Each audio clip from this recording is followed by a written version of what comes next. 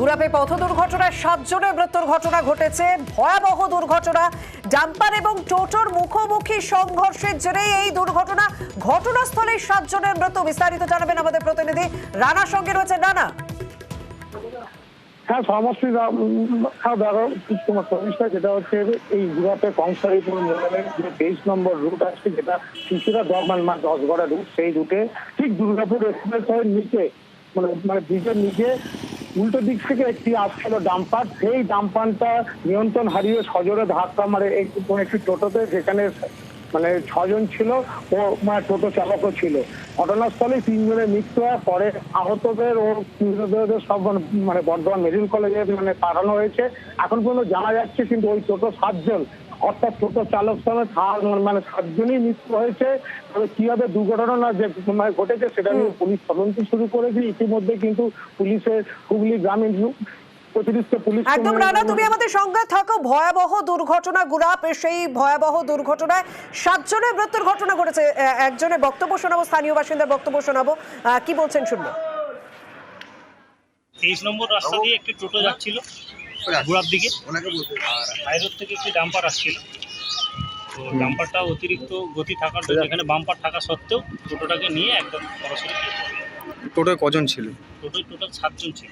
6 জন মারা গেছে, একজন বেঁচে আছে, যে টোটো ড্রাইভার সেই বেঁচে আছে। আমাদের অপর প্রতিনিধি শরদিন্দু আমাদের সঙ্গে রয়েছেন। শরদিন্দু, তার মানে বুঝতেই পারা যাচ্ছে যে ডাম্পারটার গতি যথেষ্ট বেশি ছিল, এবং এই দুর্ঘটনা নিয়ে এখনো পর্যন্ত কি কি তথ্য রয়েছে তোমার কাছে? দেখো, রাস্তা পার হচ্ছিল এই যে টোটোটি, এবং তখনই দ্রুত গতির যে ডাম্পারটি তাকে ধাক্কা মেরে বেরিয়ে যায়, এবং এর ফলেই যে 7 জন ছিল সেই 7 জনের মধ্যে 3 জনের ঘটনাস্থলেই মৃত্যু হয়েছিল।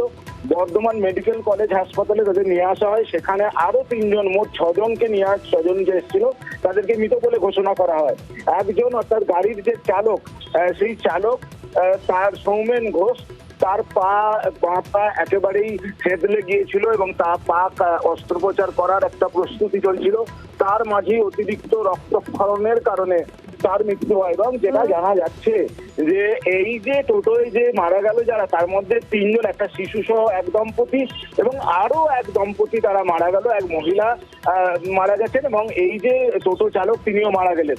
ফলে বুঝতেই পারছি যে দুটো এই ঘটনা এখনো পর্যন্ত কাউকে আটক করা হয়েছে কি? মানে এই ডাম্পার চালক বা কাউকে কি আটক করা সম্ভব হয়েছে?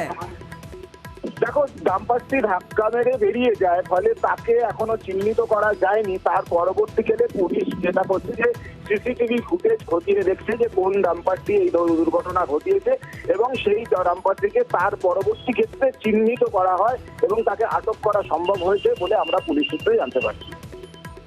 ধন্যবাদ শরদিন্দু।